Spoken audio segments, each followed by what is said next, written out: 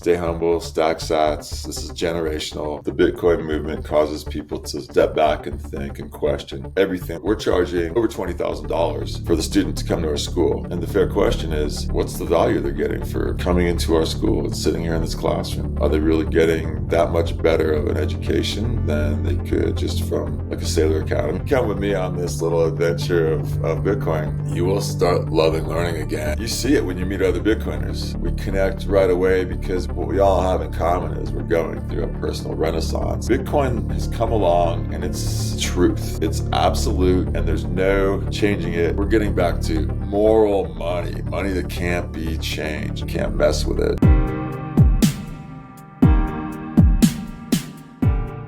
I'm writing a piece of fiction. It's going to be a 3-book series. It's basically a Bitcoin / Austrian economics principles book, but so there's like the Tuttle twins, and there's all the technical books about Bitcoin that are.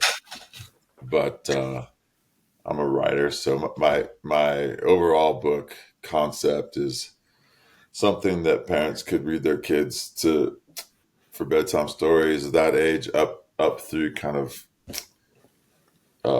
young adult. And the concept is that it goes from the past to the present. And then within the book, there's going to be secret sort of cryptography solutions that people can solve, which will eventually result in a treasure hunt. And the concept, my concept just in general, was creating treasure hunts around the world for fun, for family activities. Like they have murder mystery get-togethers now. I don't know if you've heard of those, where you get together and you kind of open up the package and it's like, okay, this is the murder mystery. Like my concept, my idea is just use somebody like Satlantis or somebody who's kind of gone out and done, grabbed all these Bitcoiners around the world, and in any city you could create a little Bitcoin treasure hunt from a distance even, and then you could just make that a fun little thing. And so then it's like a really big concept that I don't have it perfectly dialed down.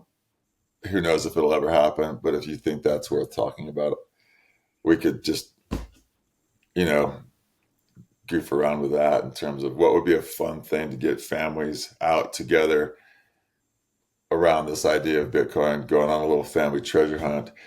And could we find the Bitcoin in the treasure hunt at the end? And my idea I would just contribute Bitcoin as the treasure, and then if like my little book sold, then I'll just use the proceeds of the book to just add to the treasure.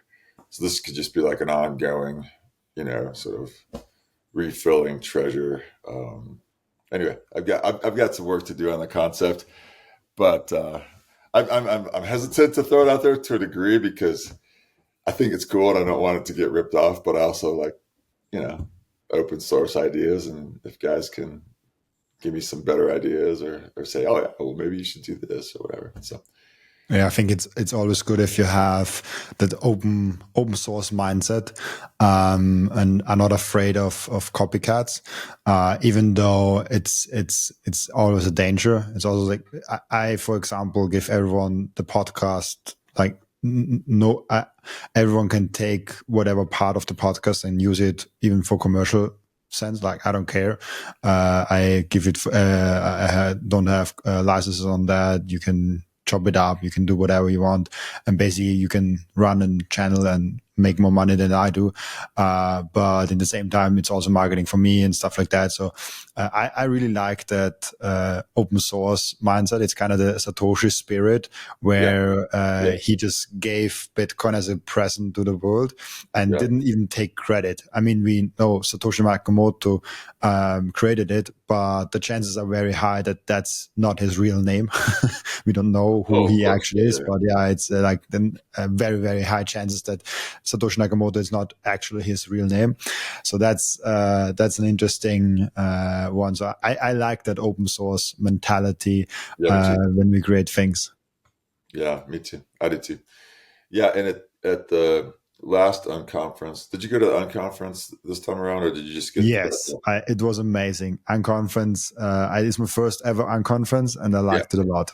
yeah. So I was there too. I got there late because my first flight out of Denver got delayed. But in the previous unconference, when we got in the line, I just let everybody know, hey, I'm working on this Bitcoin pirate treasure story, fictional idea. So if anybody wants to just weigh in and give me any suggestions or ideas, and so the idea has been out there, and I've let people know. But I've been taking care of a widow who passed away last year, so I had to settle her estate.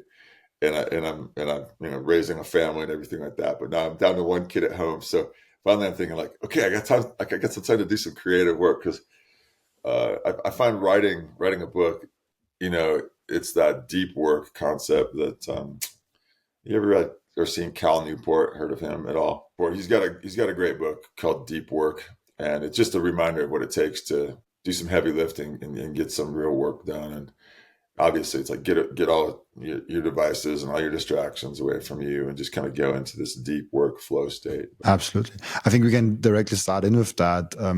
How do you make sure that when you teach those principles with bedtime stories to the kids that parents can read, I think it's very hard to do that when you have complex problems like the fiat system and how Bitcoin works and also in economics and what the problem of national debt and all those things is.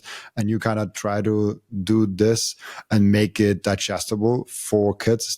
That's what you're trying to do. I think that's like really hard thing to do to make it easy to understand but not miss out on details. Yeah, I think that's one of the primary jobs of a teacher, right? Is to take a complex topic or theme, be able to digest it as the practitioner or the one who really understands it, and then resynthesize it, reinterpret it, and bring it out to somebody else in a way that they can understand it. The conference is great because we had several people talking from different pedagogical theories and modes. Story, just in general, story and analogies are especially powerful for understanding Bitcoin. And but at the end of the day, people understand. It's pretty easy to understand good guys, bad guys.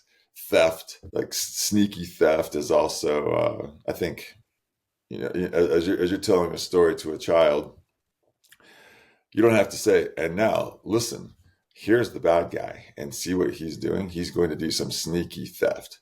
You just show that sneaky theft as it unwinds, and you eventually over time reveal, oh look, this guy appeared to be the good guy, but he was actually the bad guy, and you see how he was sneaky. And so in writing that story, as I write it, my main goal is to not get pedantic and preachy and kind of have like little narrative chunks, and then suddenly this like three 3-page long white paper in the middle of the book. It can't have that. You're right. So it's a bit of an art form for sure.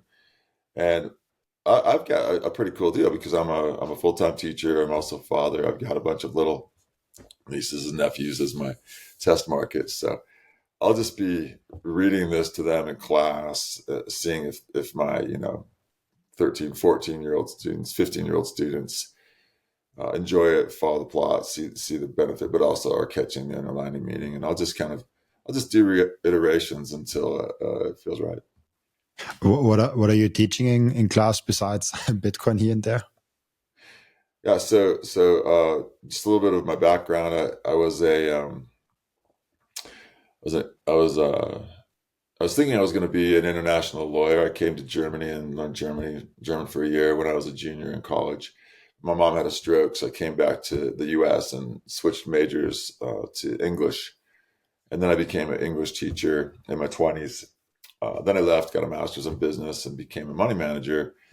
And then not shortly, but about 6 years later, I realized I was ready to go out on my own, but I had a 2-year non-compete.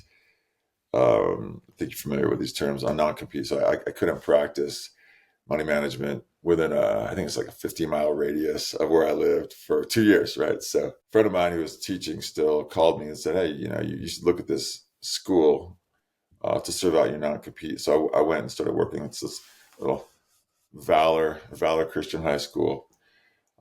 They had somebody for business already, but they needed English. So for about 13 years, I've been in the English department, and I was the head of the department for a while. That's all the books. Actually, this is my old book collection, which is really cool. But I've got my actual books that I teach right here.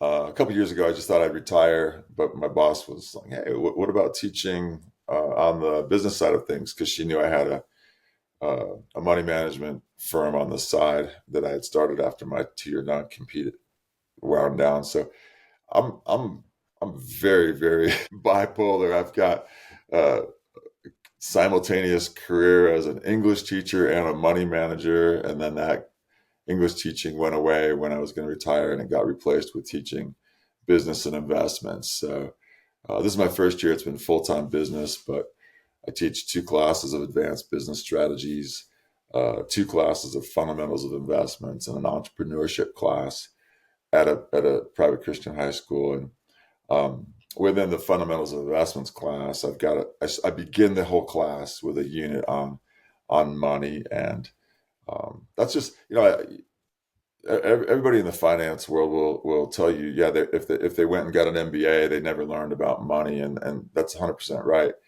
You jump in, you get an MBA, you think you know what you need to know, finance, whatever. And then along comes Safety and Moose, writes a book about the history of money, and somebody gives it to you, and you pick it up and you read it, and you think to yourself, that would have been good to know. That might have been a first principles thing that we should have started with. So that's how I start. I start, history of money, gold standard, all that stuff. Yeah, it's interesting. So you're in a private school then? It's a private school. Yeah. Yeah, it seems like especially when you look into Bitcoin, most parents are really against the public school system. They try to homeschool as good as possible, or a private school, or some alternative thing. It makes you wonder, like, if the public school system is such a great idea. It is also with your perspective. How do you see education developing over the long run? That we have now online universities, basically like Seyr does with Seyr University. We have YouTube where you can basically look everything up, but you have to do it on your own and your own schedule. We even have memes and homeschooling and other art forms of getting a point across. How do you see that developing in the future? Well, Robin, it's a fun time to be thinking about that, because especially if you're, I don't know, just overall, I think the Bitcoin movement causes people to step back and think and question everything that they've been. It's like the Matrix, and I'm on the other side. Like, so what other things? And education is obviously a big one. The biblical, this is a private Christian school, and I'm operating from a biblical worldview in this school. And the biblical mandate to people raising kids is to raise a child according to their bent, right? So that's the term.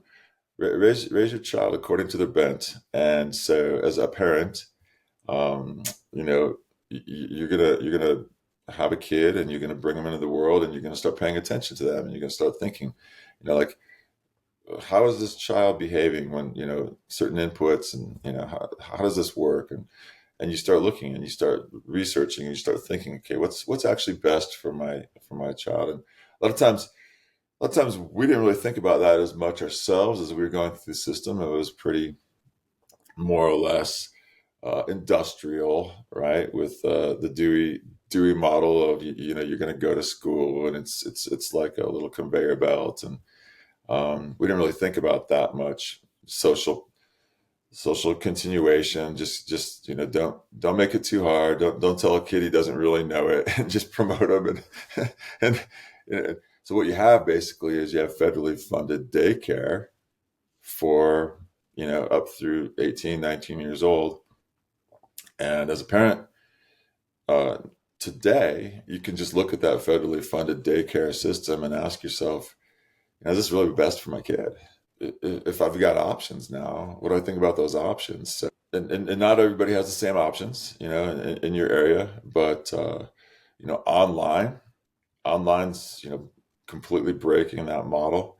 And then you have homeschooling, and then you have private schooling, and then there's still the government school option. And in some cases, in some communities, the government schooling is actually still quite good. And you're not sitting there going, oh my gosh, I got to plug my nose every time I listen to this person talk, because out of their mouth just comes pure idiocy. No, not at all. Like, I've got plenty of friends. They still teach in government schools. They're doing a great job, but by and large, what you've realized is, by and large, most of the teachers in at least the States, I can speak for the States, they've gone to sort of a government school. They've gone to into a system that's really not thinking about things from maybe more of a conservative point of view.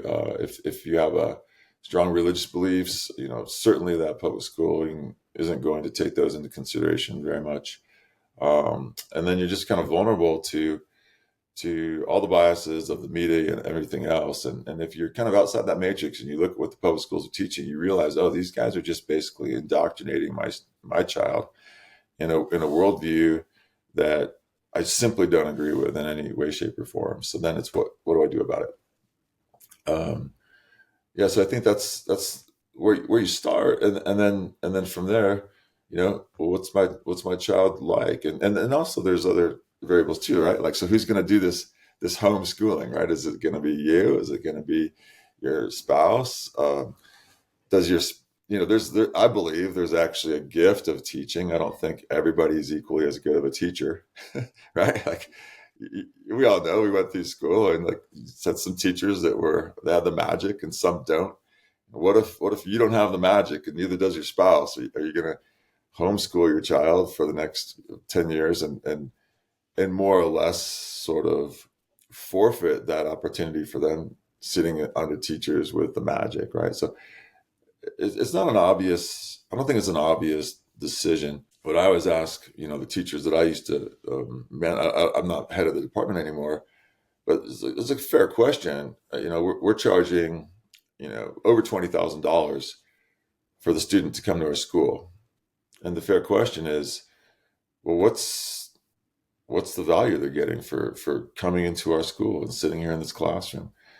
Are they really getting that much better of an education than they could just from like a Seyr Academy or a Khan Academy?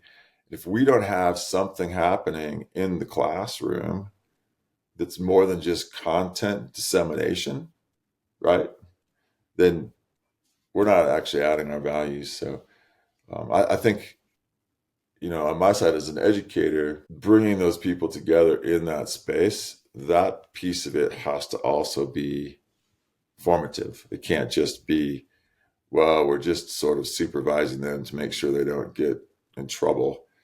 We have to do something with the dynamic that's happening there with the people together.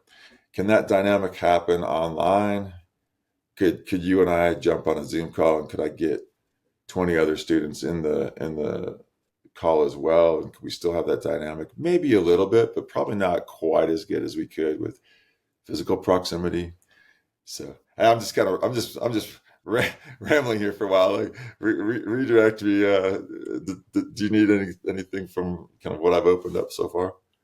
Oh yeah, absolutely, and it's super interesting, especially the example that you brought up. Like you pay for public school or public university, sometimes big amounts. Sometimes the government pays that for you, depending on where you live. Sometimes you have to pay directly, and it's interesting because they're like online courses where you have to pay like 1,000, 2,000 euros, and usually like there's a high likelihood that like an online course is a scam, but not all online courses are scams. And sometimes they're really good.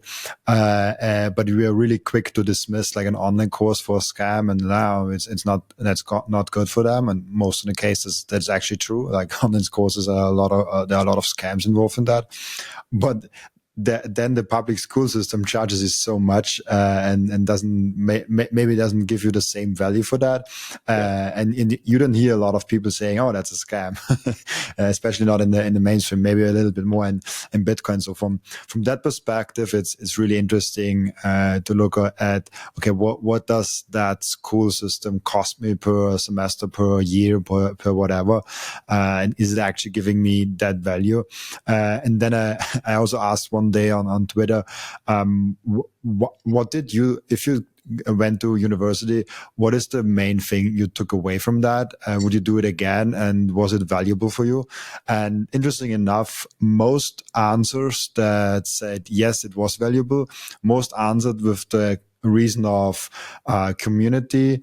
I found a partner there, friendship, and only a very small percentage answered, yes, it was valuable. And I liked what they teached me, and I got really good value, what actually I learned there. Most answered yeah, it was good. I made good connections there. I learned my wife, got to know my wife there, and more the community aspect of it and less what they learned. So it kind of strengthens that idea what Elon Musk is talking about. Universities in most cases just basically for fun and for community, and less actually for learning, because we are so good now with online teachings. But you also have to be the person for that. So I think there's just persons that thrive better with learning themselves. For example, I tried university 2 times and dropped out in the first semester each one. So I tried one semester one thing and another semester another thing, and I just couldn't do it. But I really thrive, and I just want to go down a rabbit hole, and then all of a sudden I'm 20 hours per day in that rabbit hole and cannot think about anything else and go really deep. And other people, I met them, they just need a structure. They don't want to go deep themselves. They need a structured learning process. So I think what we also have, freedom has a lot to do with optionality, and we have the most freedom if we have the private school, the home schools, the public schools. If we can freely choose of what is best for us or what is best for our kids, maybe. So I think that's always the point I come to. And I don't know if we completely want to get rid of a public school system because it's a good safety net. I'm not sure about that. I know a lot of libertarians, a lot of hardcore capitalists say we don't need the Department of Education. I'm just really undecided on that one. If we actually don't need it, or if it's actually something good. But I 100% agree it should not be mandatory. And there are a lot of countries and states where it is mandatory. You cannot even you have to send your kids there, which is crazy for me. That's the thing.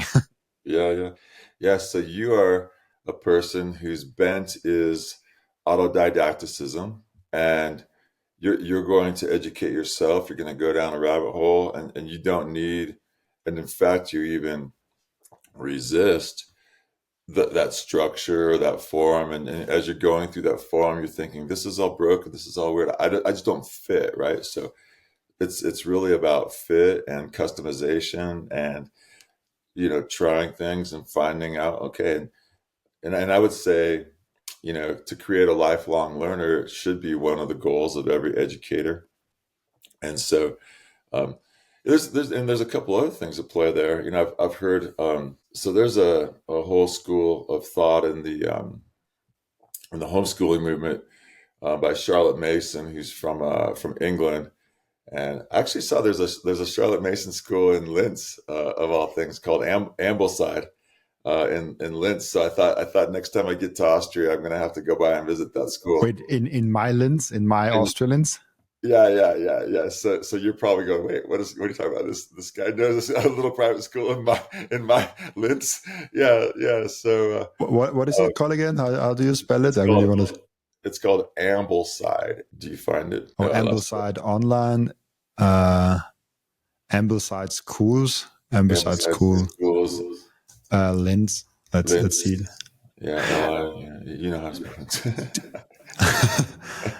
Is Ambleside a brand name, or is that a category? It's the name of the school. It's a brand name. It's Ambleside International, and here it is. Ambleside School International. There's wait. Why should I can share the screen. Okay.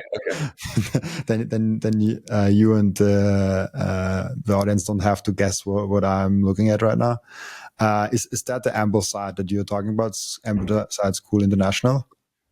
Yeah, that's right. So my wife and I, we heard about the homeschool movement. We looked into it.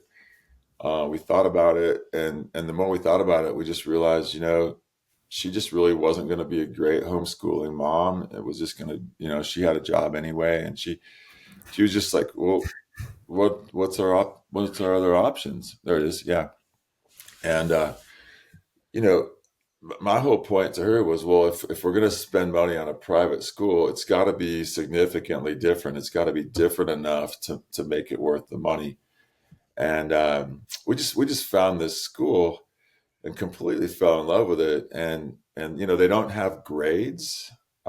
Students, instead of getting grades, they get a narrative, a report of growth. It's about 10 pages long, and the teachers work like incessantly to truly know what your child is like. And so like, I found this school, and I just thought, man, that's actually worth my money. And so we've sent our kids through this school, and we just really love, the emphasis is on learning at the school versus homework.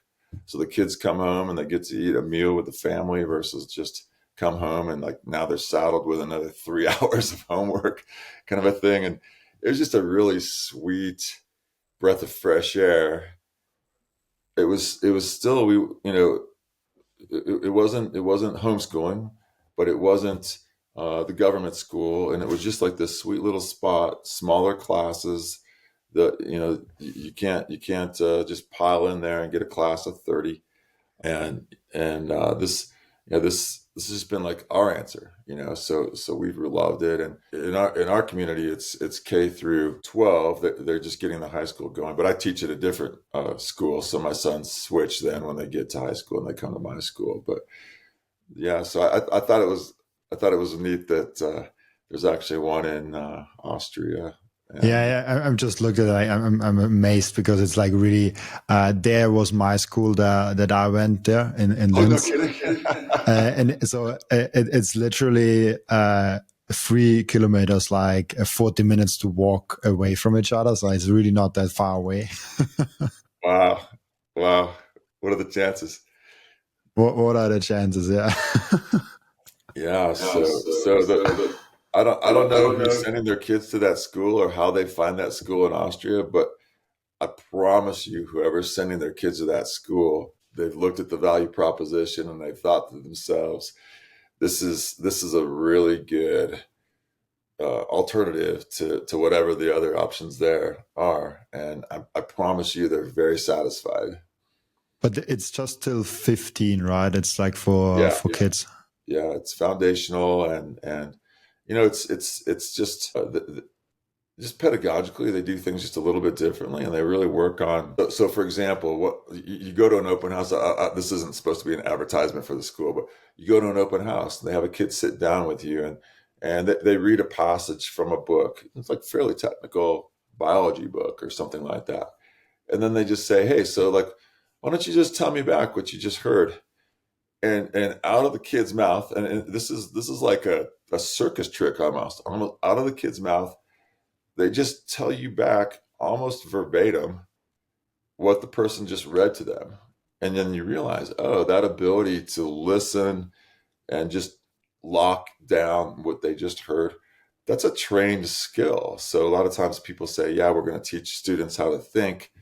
And they're not really teaching students how to think. But at this school, they just have some methodology and some practice that they'll do mental math programs. It's just a lot. And like my kids would come home from school, they would be tired. They just worked their head all day long, and then no homework.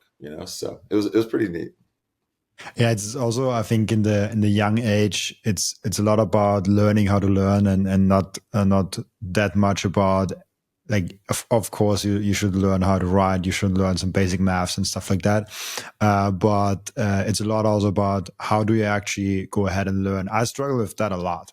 I knew how to learn with like 17 years old, 18 years old. That's where I got my systems done, because I struggled in school a lot, and then kind of I think a swim coach of mine or something like that was like, oh, do you even know how to learn? Like, do you know, do you have a structured process for that? Did you find out how you can best get things in your head?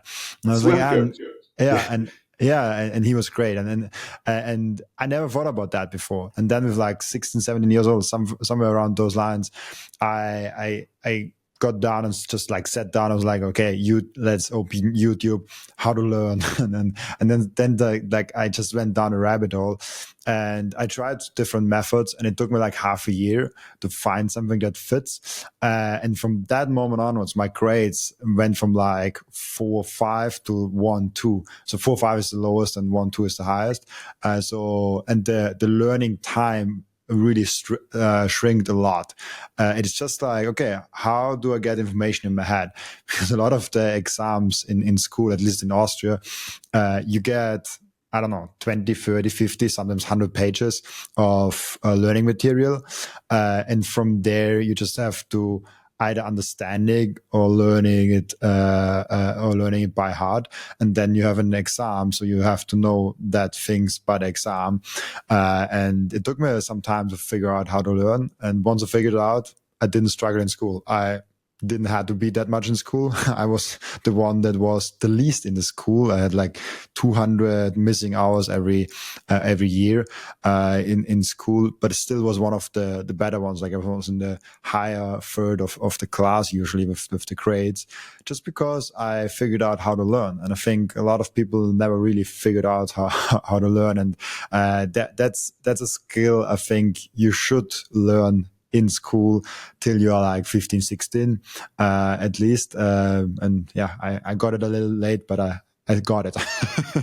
Yeah, I mean, trust me, a lot of people don't ever get it, but you know, that's another, it's another little phrase is all education is self-education. And so, you know, just think about that for a second.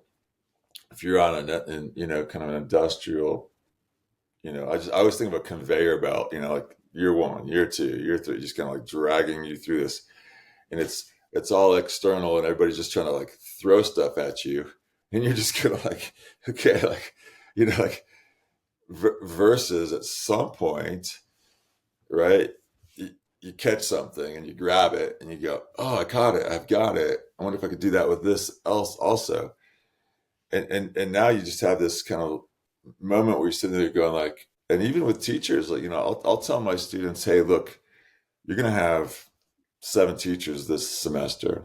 You're going to be coming and going in our rooms, but they're teachers in name only until you sit there and look at them and go, okay, this guy or this woman, this is my true teacher. Like for you, it's almost like your swim coach. You know, you don't know where they come from, but who is that person who you realized, oh, I will put myself beneath them in a posture of humility, and whatever comes out of their mouth, I will listen to and I will think about, and and now I have a true teacher, and now we're at a different, entirely different level, right? So I'm just trying to teach my students, don't think that just because you get a diploma and you go through these years, you're anywhere close to educated, and you might not even had a single true teacher in all those years either, if you've never submitted yourself to somebody's wisdom and experience. And then the other thing I say a lot of times is, you know, you were talking about Elon Musk, and you know, and do we just go online, and do we even need school? It's just for fun. And I think a nice way to think about that is formal and informal. So that's what I teach seniors, and they're about ready to pick a college and go off to college, and I just tell them, you know, I would pick your school as best as you can by the highest quality people you can surround yourself with, because those people will consist your informal piece of the education. And as you go through college, especially because you're not with your parents, you're having an identity crisis. You're kind of leaving the nest, and now who am I? What do I really think? And if you can surround yourself with very quality, like focused, fun-loving, alive, fill in the blank of the kind of people that help you thrive. If you don't find those people, or if you find people that are the other way, your entire informal education, part of your education, is going to wither and die. But if you do find those people, then you can actually have a phenomenal informal education. And I do think that's, looking back, I happened to go to a really great college for that, which resulted in me going to Germany for a year, and just being surrounded with peers that were eager to learn and also interested.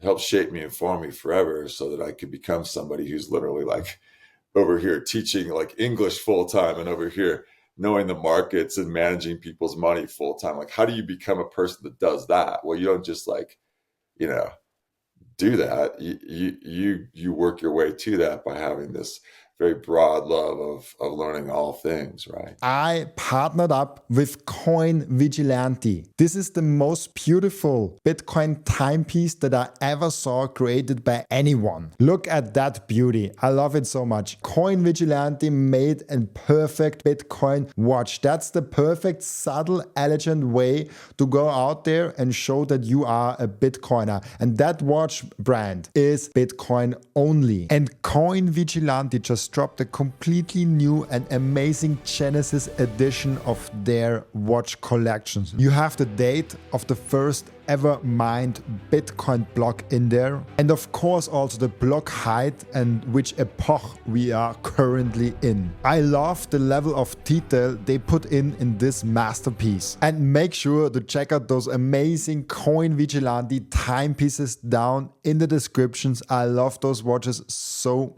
much. If you watch or listen to my podcast on a regular basis, I guess you already bought some Bitcoin. And now the most important step is to keep the Bitcoin. Keep them secure in a hardware wallet. My personal recommendation for hardware wallet is the BitBox. It's super secure. It's simple to set up. It's also a perfect gift for a friend who has still their Bitcoin on an exchange. And you can get a 5% discount with the code Robin at the checkout. Visit bitbox.swiss/Robin to get your BitBox. And the next step is to really level up your sovereignty as an individual. You have to have the most secure self-custody setup. You have to secure your own devices. You have to protect your privacy. You have to set up an inheritance plan. And depending on where you live, you even want to have a plan B, a citizenship where you can move in case something goes really wrong. And through all those steps, the Bitcoin way is guiding you through step by step. And if you visit thebitcoinway.com/partners/Robin, you even get a 30-minute free call to find out how you can level up your sovereignty. I almost see, as you mentioned also before, the lifelong journey, I almost see like my podcast almost as learning now, because I sit down with so many different people. And obviously we talk a lot about one topic of Bitcoin, but today, for example, we didn't talk a lot about Bitcoin till now. And it's great because I get to know so many things. And I often say like my Bitcoin knowledge grew from 12 months ago till now so huge. Like it was such a steep learning curve, but also in other areas. I learned so much from my guests. And it's basically for me going to university every day for 1 to 2 hours, because I do it every day, Monday to Sunday, for 1 to 2 hours, the podcast, and getting paid for doing that. That's just crazy for me when I go with that perspective and that mindset into that, because I just get paid to learn from amazing people. And as the podcast grows, I actually get paid to learn from even better and bigger people.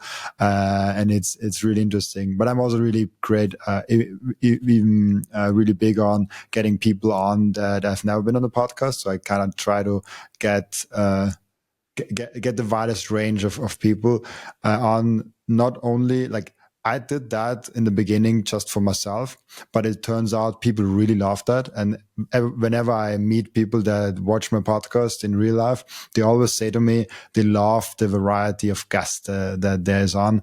It's just something that I wanted to do, and not to talk with the same 20 people all over again.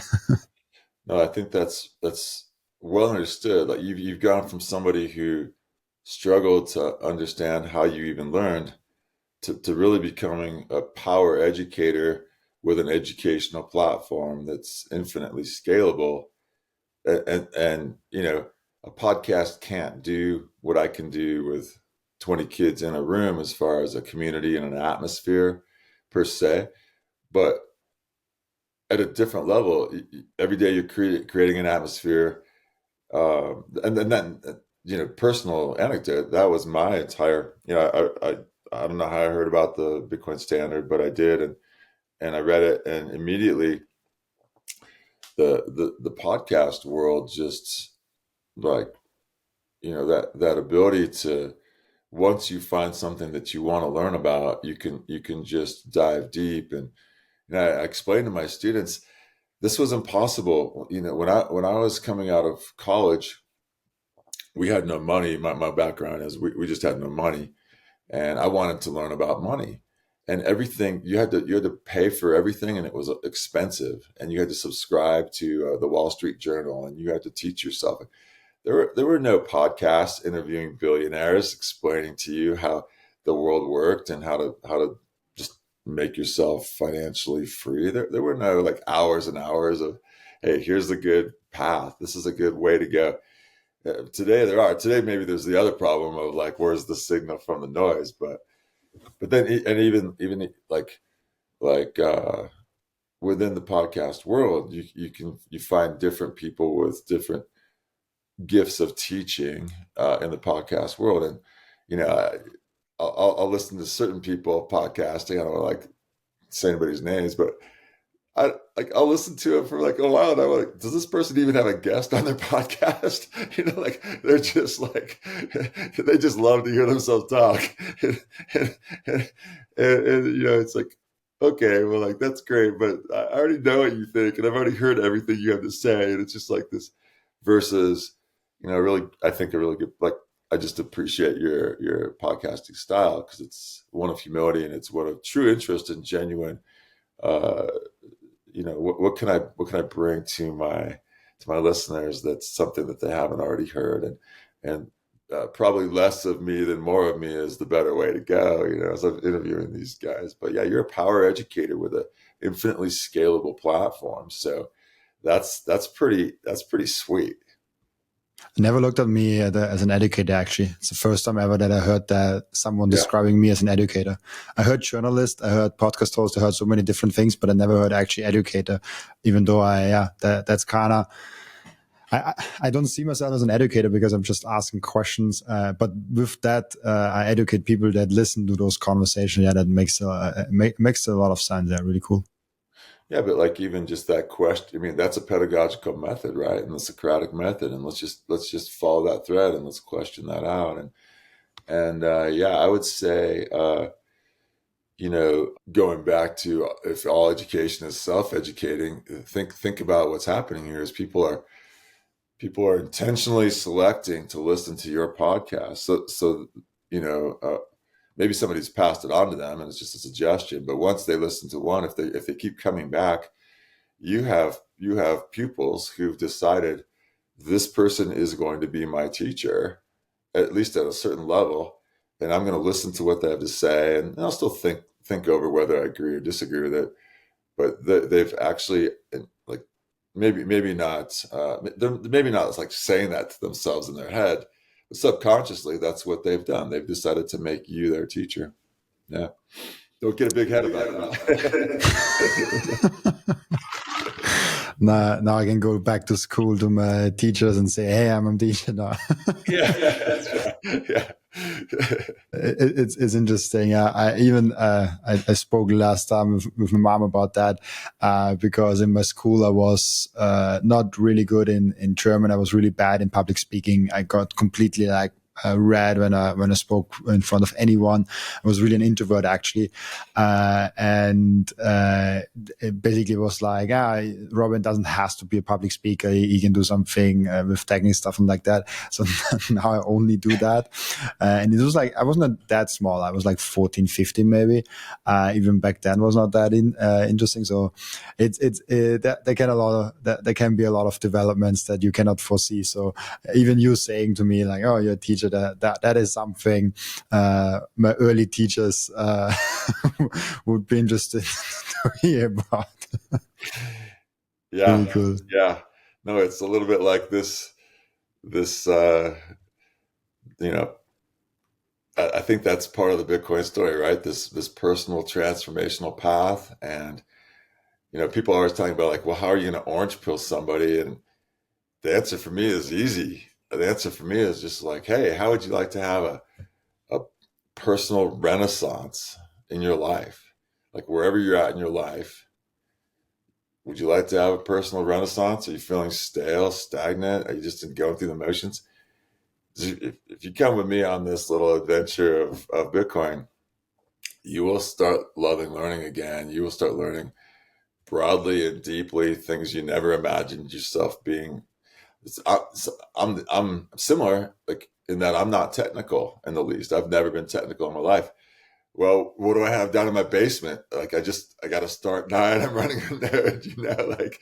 I'm gonna get the Alby set up, and like that's just like so bizarre to me. I know all this stuff about nuclear energy. I know all this. Like, how did I come to know this? Well, just here's Bitcoin as the hub, and there's all these spokes that are going off, and kind of, you can just go as much as you like, and you see it when you meet other Bitcoiners. I mean, people are like, oh yeah, we connect right away because we have like a freedom mentality or whatever. But yeah, sure. But beneath that is what we all have in common is we're going through a personal renaissance, and we're ending up somewhere that we never imagined we'd be. And it's delightful. Could I this is like a little pivot, but could I just read a little passage of a book I just read the other day to you really quickly? Of course. Go ahead. Yeah. So, do you know Lupin, the Netflix movie? It's a recent movie. Maybe you could call up on your screen. You have Netflix? What is it called? Japan? No, Lupin. It's French. It means wolf. Lupin, and it's got this great actor. I think his last name is Diop. I will try to find it quickly. Okay, yeah. I don't know if it's easy to find, but it's Loop. Lupin. With an N in back. Loop. Yeah, Lupin. Oh yeah. Now I got it. I think. Wait, let me share it. Have you seen this little show? This show is that's it. This one. This was a really fun little show that just Omar. I think the Diop is his name in the story. That guy, he's a great actor, and the whole concept is that he's a gentleman thief, right? And then they go into the backstory about how he became a gentleman thief, and it's sort of base layer is this character named Arsène Lupin that was from literature, and I was just like, is this actually a thing? Because I'd never heard about it, so I went and explored it, and it's actually real fiction. And the guy wrote during Arthur Conan Doyle's time of writing Sherlock Holmes. So, and it's hilarious too because he's writing about Arsène Lupin, his character, and he brings Sherlock Holmes into the stories. And apparently Arthur Conan Doyle didn't like that and threatened to sue him. So he changes the guy's name to Herlock Sholmes instead of Sherlock Holmes. But it's a really great show. But I've been reading the underlying fiction that goes to it, and flying out to El Salvador, I was reading the book, and I just read this passage. This is what I'm going to read right now. So it says, the background is the character has saved this woman from an oppressive uncle, and a guy that was going to take advantage of her. And he says, are you satisfied with me? He asked. She gave him both of her hands. You've saved me from Rossini. You've given me back my freedom and my independence. I thank you from the bottom of my heart. Oh, that's not what I was asking you to say, he answered. My first and main object was to amuse you. Your life seemed so humdrum and lacking in the unexpected. Has it been so today? How can you ask such questions? I've had the strangest and most stirring experiences. That is life, he said. When one knows how to use one's eyes, adventure exists everywhere. In the meanest hovel, under the mask of the wisest men, everywhere. If you're only willing, you'll find the excuse for excitement, for doing good, for saving a victim, for ending an injustice. Impressed by his power and authority, she murmured, "Who are you exactly?" An adventurer, nothing more, a lover of adventures. Life's not worth living except in moments of adventure, the adventures of others or personal adventures. And I read that on my way to El Salvador. I was like, that is awesome. That captures what Bitcoiners are like engaged in. And it doesn't have to be exotic, like a plane ride to El Salvador. It can just be tomorrow night when I'm driving home and I plug in the podcast and I just start listening to Rob and Seyr talking about something that I knew nothing about, and I'm on this adventure. I'm on this journey. So thanks for humoring me with a little reading. That's great. I like that. I think we never had a reading on the podcast. So after 317 episodes, we still have new things to discover. We still have new things that happen on the podcast. I think what we also never did is watching a clip. I don't know. I think we actually never watched a clip. Once we wanted to watch the short Matrix clip, but it didn't work, so I couldn't figure it out. But yeah, there's a lot of things to still discover. It's almost when people discover Bitcoin, and I started this podcast actually with called the Bitcoin Path. Now, like after 20 episodes, I switched just to my name back because I figured I don't want to have a Bitcoin branding because I also want to talk about other things, and then people get mad if I talk one episode about other stuff. But in the starting, I really was that structured podcast where I asked people about what's your Bitcoin path, what's your like, how did you get the Bitcoin and stuff like that. Got pretty boring after like a while because it's similar. But the one takeaway is some people really describe finding Bitcoin almost as like a religious experience. Almost sounds like, oh, they found God, they found something big. And there are even like a lot of books like Thank God for Bitcoin. There is the Pastor Coin. I don't know what was his book called. I forgot. But there are a lot of books even around the topic with connecting Christianity or other religions to Bitcoin. It's almost like there's a religious aspect to Bitcoin, also with that mystical figure with Satoshi Nakamoto, where yes, he created something for Earth, but we don't know who Satoshi Nakamoto is. Like it's almost like a mythical figure which we don't even know who he really is. There's a lot of religious aspects actually to Bitcoin. How do you see that? I think you were also the private school was a Christian school, as you said, if I remember correctly. Yeah. Did we already talk about this? Are you just like because I don't think we talked about this already, but that's, to me, it's very interesting you're bringing that up. Yeah, that's so I read the Bitcoin Standard, like I said. I put the thing down and I went to my friend at my private Christian school and I said, I just read a book about Bitcoin, and this Bitcoin, this whole Bitcoin thing, it's way more theological than people understand. And I feel like I need to write an article and send it off to a Christian magazine or get a like it just struck me to the core. In fact, you mentioned Thank God for Bitcoin. This is actually their little logo, because I've been to like 3 of their little conferences, and so I had this idea. I was gonna write this article and just help people understand the theological implications here about Bitcoin. Things like immutability, like that's a theological term. God is immutable, never changing. You don't read immutable and anything else. But I'm like, what immutability? Like, why am I reading immutability about? And then you realize, oh, because what a religion's doing is it's making a truth claim, and that truth claim is there to agree or disagree with, but it's a truth claim, right? It's truth. It's an absolute, versus everything that we're living in these days is we're living in an era of postmodern relativism, where it's like, well, there's no absolute truth. All truth is based on the interpreter. So like, and there's no absolute art. It's, I decide if it's art or not, and on and on. So I'm just looking at that going, Christian or not, at the base level, Bitcoin has come along, and it's truth. It's absolute, and there's no changing it, and and so, like, you can get into like nothing carries out forever. It's like, oh, well, what about that? We could change it. We get the 50% or what, but by and large, the world hasn't seen something that is reliable, like a bedrock or like solid truth.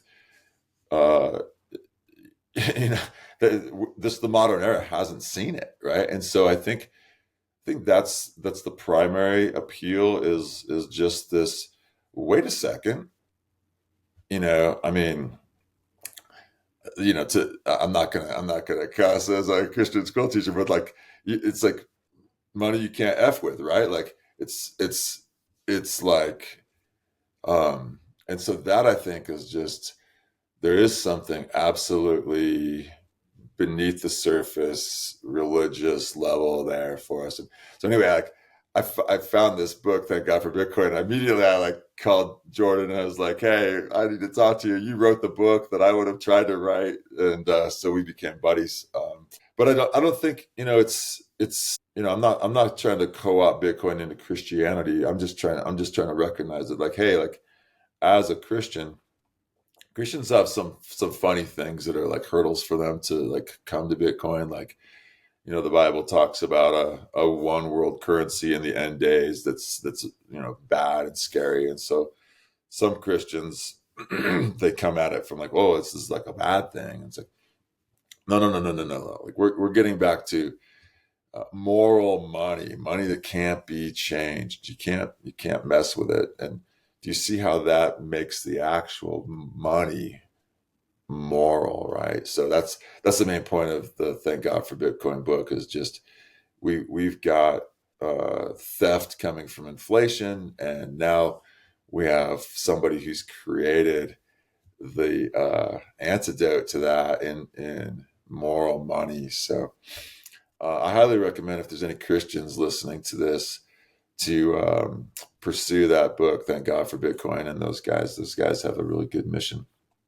And I would like more Christians just to kind of get it. But yeah, there's some, but it's growing slowly. But I don't work for them. I don't really actually know how much traction they're getting. But I think, I listen to other podcasts, and I liked the God Bless Bitcoin video, because that came out, and that was talking to people of Jewish religions, people of Muslim faith, and just looking at, like, yeah, actually, really, all these religions are looking at this going, hey, this is a moral step up for us, for how it would serve us in our religion. So I thought that was a nice, generous, broader approach as well. And it goes like, you shall not steal. And then when you look at fiat currencies, they're stealing your purchasing power. So that then it's kind of fair to say, yeah, Bitcoin is moral money, maybe even like God's money, but yeah, that might go too far. But Bitcoin is definitely something that doesn't steal from you. It actually rewards you for getting more of it. So that's great that that we make that connection. I'm myself not super religious. Sometimes like I was extremely not religious when I started the podcast, and I saw so many podcast guests that are so religious. Then I kind of got more religious over the last year, actually. Also, my girlfriend is more religious than me, so like all the forces kind of bring me more to religion, which is interesting. Maybe this is completely different in 5 years, and I'm completely religious in 5 years when the podcast keeps going. Let's see. But there's definitely some interesting things there. The connection between Christianity, the connection between Bitcoin and God, but I'm just amazed of how many different explanations we have on Bitcoin, how many different perspectives and ways to look at that we have. And I thought, like, I approached it a little bit like a business when I started the podcast, from making it from a passion project to making it like every day and as a business. I said, like, okay, what are the risks? And one risk that I listed, which was completely ridiculous that I even listed it, is maybe I get bored with the topics. And it's absolutely not the case. If I get bored, I just like ask questions that interest me more, and then the conversation steers in a different direction. So it's after 320 episodes, I can say it does not get boring at all. It gets actually more interesting. The more I also know, so that's great to see. One thing that I also learned about you, I think you told me that you're also a licensed financial advisor, which is another interesting facet, like teacher, Bitcoin, and also financial advisor, because being a licensed financial advisor and being bullish on Bitcoin, that's a very rare species, at least what I found. How did it come to that you acquired that? And is it actually for financial advisors hard to understand Bitcoin to a certain extent? Like, I feel like they have to unlearn a lot of things. Yeah, I mean, you teed it up exactly the way it is. Yeah, so like I said, my background, I grew up poor, and so you know, I ended up after my mom had a stroke and I was living in Germany. I came home, I changed my major and ended up teaching in the public school, but I just didn't have any money. I was like riding my bike to work, right? Uh, and so I just decided I was going to learn about money, and I was not going to have that same thing happen to me. So I got a master's in business, and right after that, I just immediately started. I just had this notion of like, I want to help people with their money. I could have used some help with money. I want to do that for people now. Now that I've learned about money, what I quickly learned is it's not easy to help people with their money, so to speak. A lot of times, the people that need help the most don't want any help, and I remember, like, one of my first prospects, the guy was like, "Yeah, I really could use some help with my money, and I've got some money set aside." And then I call him up again. He's like, I bought a new truck.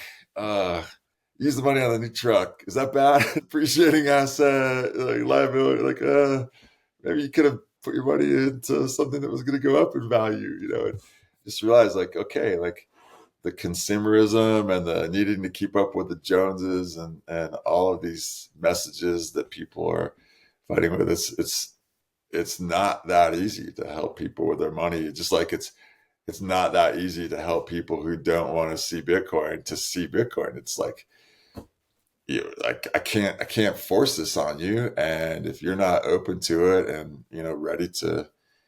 So what I quickly learned was I was also going to starve if I was only going to work for people that needed help with their money, because they didn't have any money, and all of my revenue would be derived from their money. The whole model works on either assets under management or commission. So I quickly realized, okay, everybody that has money is in the older demographic, so I need to start talking to them and helping myself by finding people that were older with money that needed help with their money. And these people ended up being oftentimes widows or people that didn't have a husband in their life. It's stereotypical, but a lot of times, if you look at the Bitcoin world, it's male dominated. And why is that? It was like finances has historically been male dominated. And I'm always telling my female students, hey, if you want to have a like really easy, like quick path in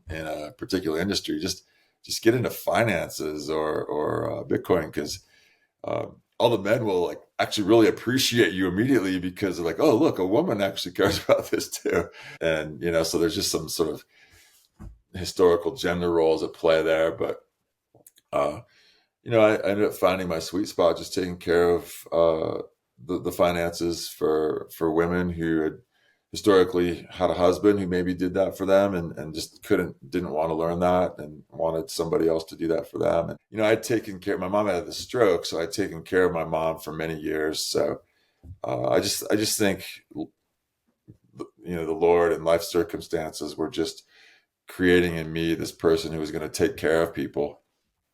And then I left my initial company, and I realized, I need to have stable income.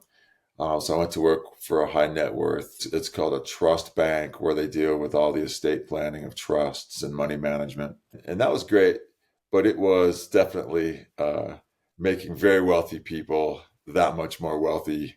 And there was less of I'm making a difference feeling for me. And it didn't take too long before I was actually really ready to be a little bit more missional and see if I could help people. I'd actually had a pretty big crisis of faith right around 40, where I was like, yeah, no God, no religion. I'm just gonna like ditch it all.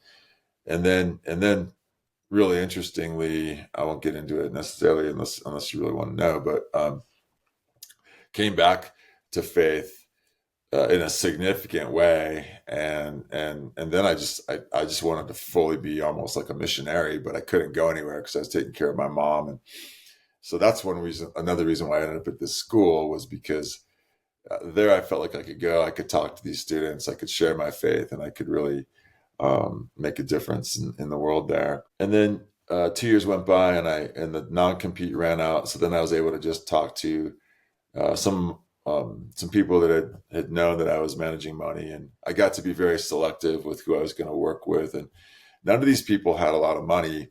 None of them were high net. Maybe one of them was a high net worth person, but the rest of them were just regular people, friends, family, and just some other people like these widows and these single women. So fast forward, you asked me about how I integrated Bitcoin. I learned about Bitcoin when it was about $800. I didn't understand it, didn't buy it. Time went on, and it was like after the 2017 run up, I realized, there might be something here, but I kind of forgot about it. And then actually, I had a research paper that I assigned to my students, and one of the students asked me if he could write about Bitcoin, if I knew anything about it, and I said, sure, go ahead. And I read his research paper. And after I read that research paper, I raced to my account to see if I still had an account open with Coinbase. And I immediately bought as much Bitcoin as I could. And to this day, I'll see this kid's mom, at social events. I'll just say, hey, remember to let this kid know he's responsible for a good part of my personal net worth, like, I hope he got a good grade, because he deserves more than a good grade. But and then the question was, well, how do I bring this to my clients? And what you realize, like, you're deriving your fee from assets under management. So like you can only invest in what's been approved, and Bitcoin is just not one of the options. So the answer was, okay, well, we have to wait for the ETF. But thankfully for this, crazy guy named Michael Seyr, who's going to like change the world. I heard him listening to the podcast, and they're talking about this exact topic. And he said, well, you don't need an ETF. You can just buy MicroStrategy as a proxy, and you can get exposure for your clients via MicroStrategy. So that's what I've done for my clients.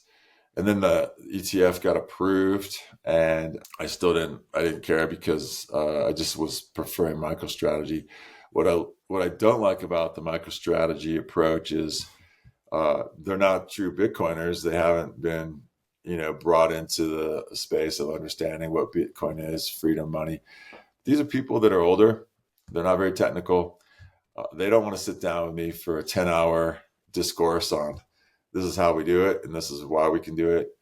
And the Bitcoin custodians that are out there, so like the option would be to like, okay, well, we're going to take some of your money from this account and then we're going to move it over to you and you'll have it in true Bitcoin.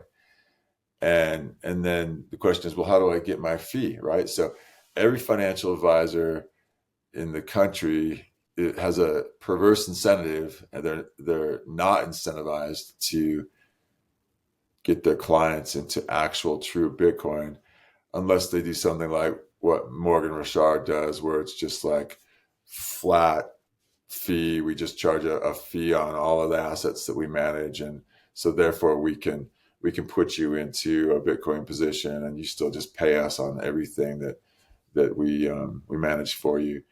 But that's not most financial advisors' payment structure. Most financial advisors are just on the assets under management, and for better or for worse, until the financial advisor world is able to take a fee from direct Bitcoin easily, they're just not incentivized to do it. And until the ETF, unless they'd heard of you'd have to be a pretty hardcore Bitcoiner to even understand what MicroStrategy was doing and go to that space. It's not even on, like it is now, but it wasn't even on the radar of the entire financial advisor world. And of course, you still got brokerages, like large brokerages that are advising their clients away from even Bitcoin ETF exposure. So truly normie, traditional, we've made a lot of money doing things our way,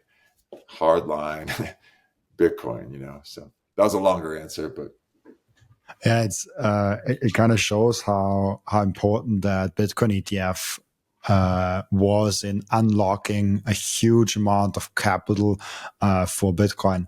And I think the more doors we have to Bitcoin, the better.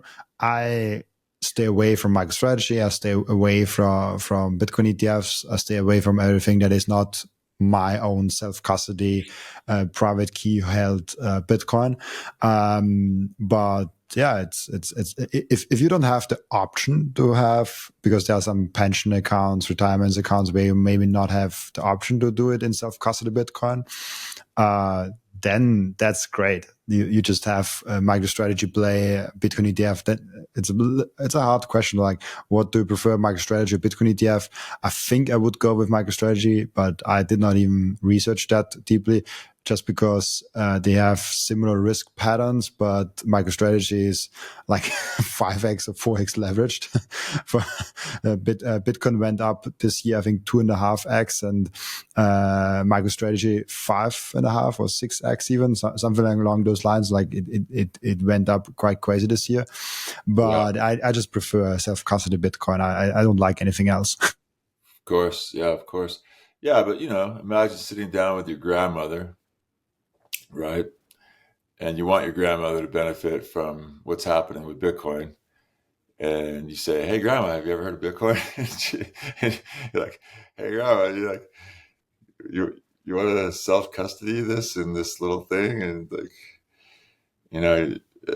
so for me, it's just a completely different world there. And I think there's a lot of Bitcoin, like in the Bitcoin world, I just come across a lot of people that are anti-custodian or anti sort of the traditional financial methods. And I honestly think they're just being naive to the masses. The masses are so much less sophisticated than the typical Bitcoiner is in terms of the ability to understand and use technology. And I'm not trying to rip on the masses, but like you're just talking about, like even in my school, very, very highly educated people. They've all got degrees. They're teachers, right? They're teaching a subject matter. And I'm on the benefits committee for them. And, our job is to make sure the retirement is appropriate. And, there's something called a target date fund. And that target date fund will adjust based on their age, its allocation to stocks and bonds. And 90% of them just go, okay, target date fund. They just don't want to think about or contemplate, well, how could I actually do better? They've all sort of just been like, and so even them, like I'll have a conversation with them, and I've got no idea what to do. How am I supposed to figure this out? And so it's definitely, and it's kind of going back to that. Like every time somebody comes to me and they say, like, can I help them? The question is always in my head, like, how can I best help this person?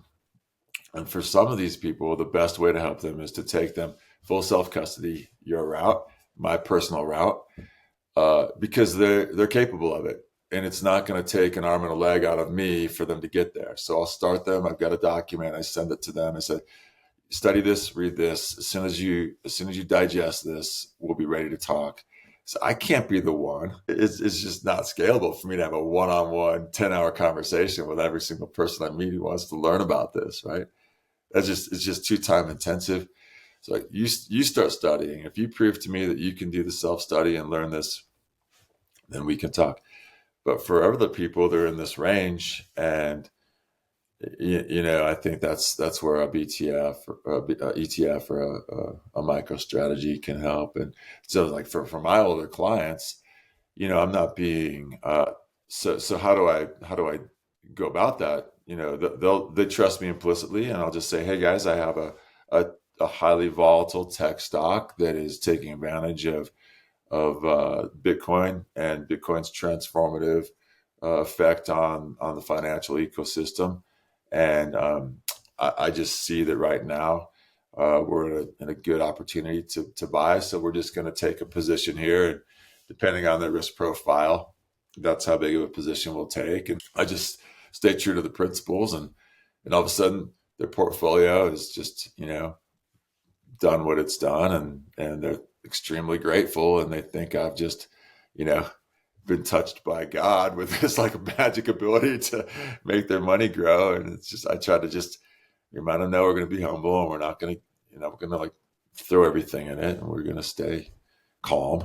That's great. I think it really speaks length to the power of Bitcoin also. Yeah, really cool. One question that I asked each and every one of my guests is, what can we learn from you besides Bitcoin? I mean, we talked a lot about other stuff than Bitcoin today, but is there anything else that you can add here? Oh, that's a great question. Maybe one little thing. I've kind of alluded to it a couple of times, but my mom had a stroke. My sister was handicapped. She's born with umbilical cord around her throat.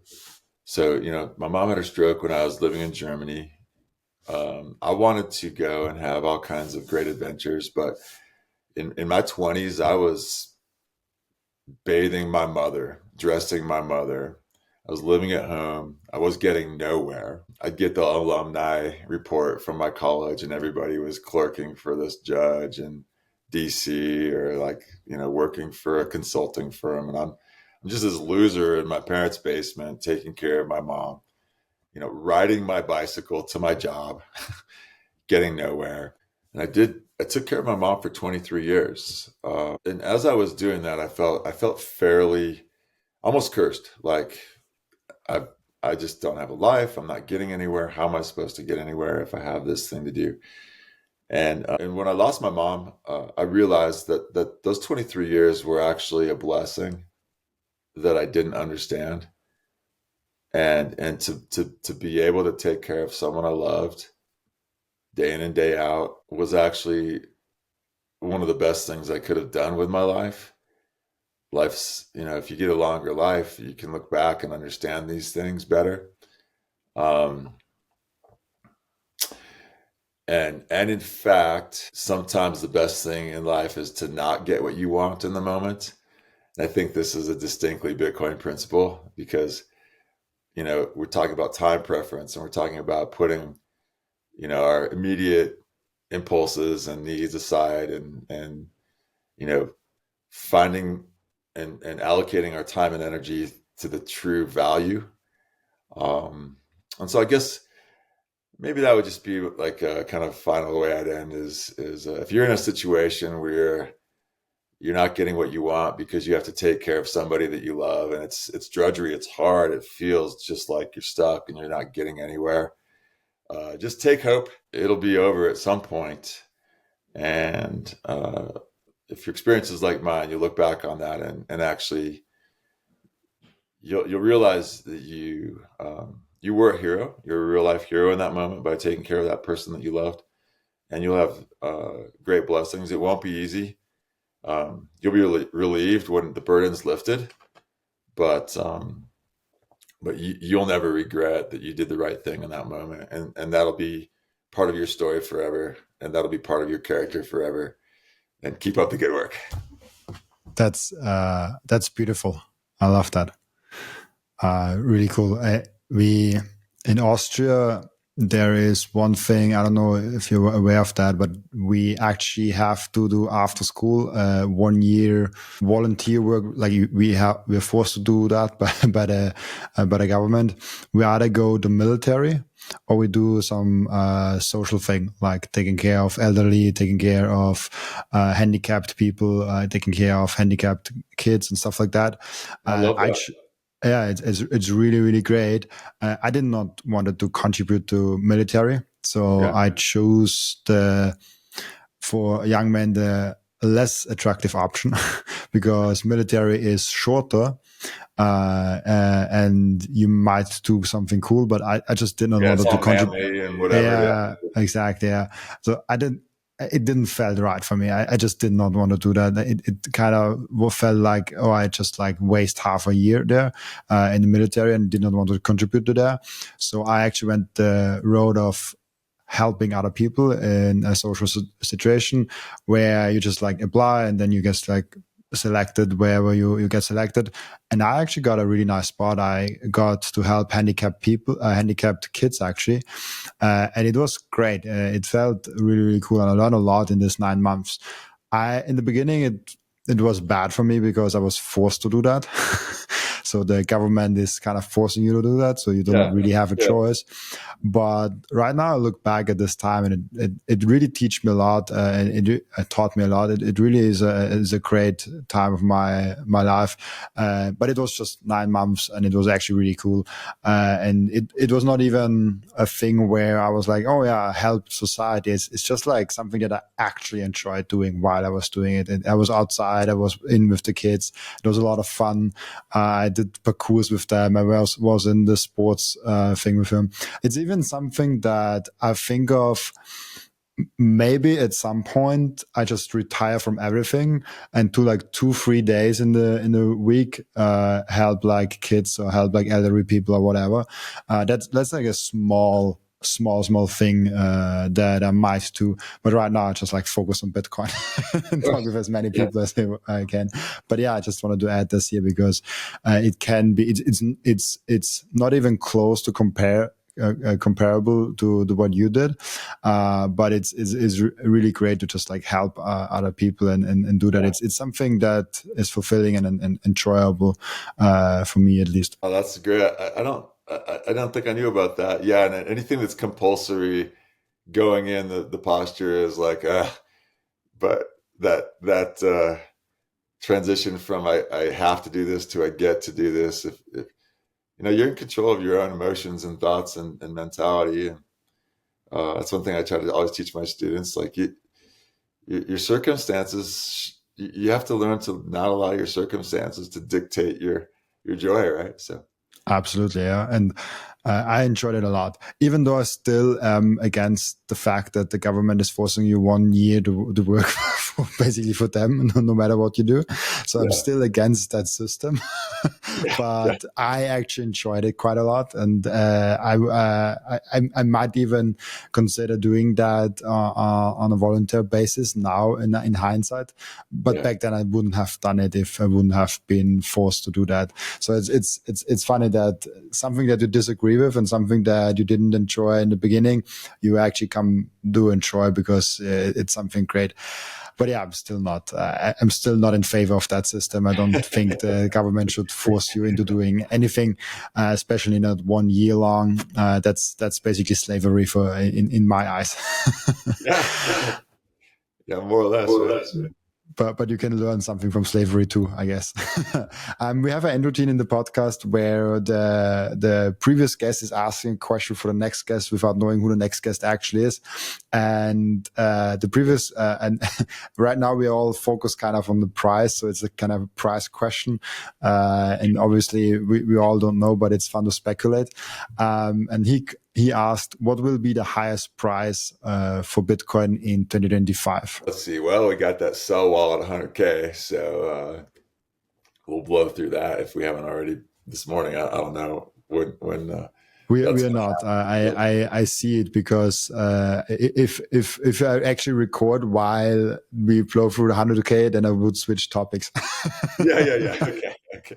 Yeah, because that would be a topic worthy. I know. I was like, a friend of mine was wanting to get together and talk about Bitcoin. I was like, he's like, should we do it at a coffee shop? I was like, well, maybe we should do it at a steak dinner. And like wait until we get the time to celebrate. But yeah, by end of 2025, I'll go with 320. It's a good one. It's a good one. I think it's really hard because like everything can basically happen next year. We can have like a kind of super cycle start and we completely boost off, or it's kind of a normal cycle where we end up like with, I don't know, 200,000, 250,000 or something like that. So everything can happen. But yeah, I guess I just generally think about like, well, why did the last crash happen? Right. And I just think you've gotten rid of the FTX. It's not likely the Fed's gonna raise rates again at the rate they just raised them. There's a lot of regularity, clarity, and truly, if all these guys start taking, significant positions in their institutional level, like insurance companies, all these guys with like deeper money, like none of this bigger money is coming to Bitcoin at all yet, so it's starting to now. And if it just like even just did a little bit, I think people would just be shocked. We're just, we didn't really talk about this. Whenever I talk about this with my students, I'm always like, you guys I just can't even explain to you what it's like to have looking at an investment and seeing that the supply is fixed. Like in this equation, supply and demand, and one is fixed. That's just so unheard of. It's, for me, like the second I came to Bitcoin, I was just like, wait, the supply is fixed? This is the biggest no-brainer because I've never come across anything where the supply is fixed. If the supply is fixed, then I can know so much more about this than I could ever anything else, because everything else, if the supply is not fixed, then it's anybody's guess, so yeah. I think it's kind of unchattatory, like it's something that we never experienced before, where we have digital available asset money that is completely fixed in supply, and everyone would benefit from adopting it. Like no matter if you are a single mom working a full-time job trying to keep up with everything, or you are like the hedge fund manager with like hundreds of millions of wealth, like everyone on that spectrum benefits from adopting Bitcoin. And then the supply is fixed. It's everywhere available. You just need like a phone and an internet connection. That has some dangerously, in a positive sense, a mixture of can go really, really high if something happens.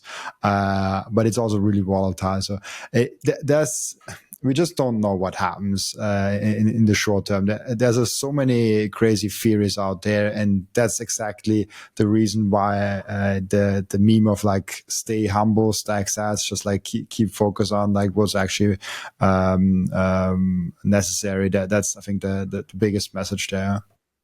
Yeah, my first Bitcoin conference was Pacific Bitcoin that Swan put on a couple years back when the price was just plummeting, and it got down to like 15K. And I remember I was there with a guy that had bought at the top, and he was just trying to like make sense of it all, and it was just we just came out of there just vowing to each other like we just got to do that. That's a really good mantra. I know it's been repeated many times, but stay humble, stack sats. This is generational.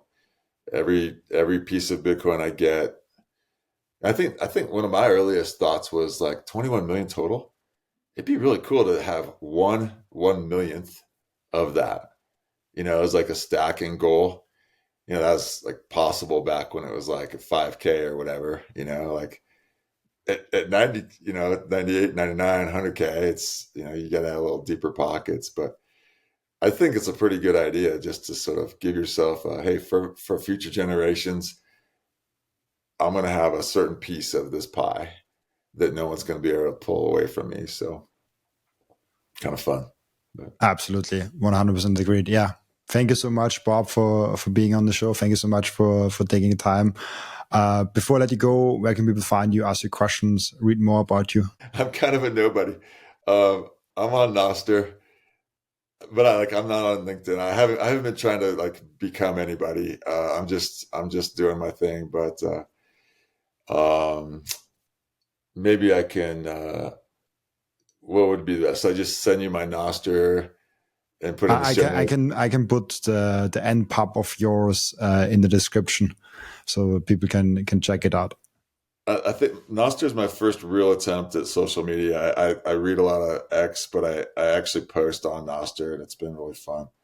And I actually got my first zap the other day, and it's true. As soon as someone zaps you for something you say, you're like, wait a second. Oh, this is really cool. So yeah, that would just be, let's see here. So my end pub, that would be my username, just at Bob Dixon on Nostr. Yeah, I will just put it in the description and people can check it out. Yeah, I'm a pretty big dog. I've got 42 followers. Absolutely. Maybe we can pump it up to over 100 with the podcast. Let's see. Go to the end pub in the description and follow him. Let's see where we end up. That'd be sweet. Yeah, I introduced it to my students, and they're like, "Nobody's on this." And I'm like, "Yeah, but just wait. So I've been saying stuff to them on there, and I'm trying to get them little Nostr wallets, and then I'm gonna next year if I'm still teaching next year, I think I will be, but next year I'm going to convert my entire class grading system to be based on Bitcoin Satoshis. So literally, I'm just going to like commit a certain amount of Satoshis to each class, and all semester long they're going to earn Satoshis for their grades instead of actual grades, and then we'll convert those back to letter grades at the end. But I'm just going to fully immerse them in that Nostr, Satoshi, zapping world for their class. So that should be fun. Absolutely, yeah. Then yeah, thank you so much, Bob, for being on. Also, thank you so much for everyone that is watching and listening, for joining us today. As always, I'll be back tomorrow with another episode. Bye-bye. Bye-bye. Thanks.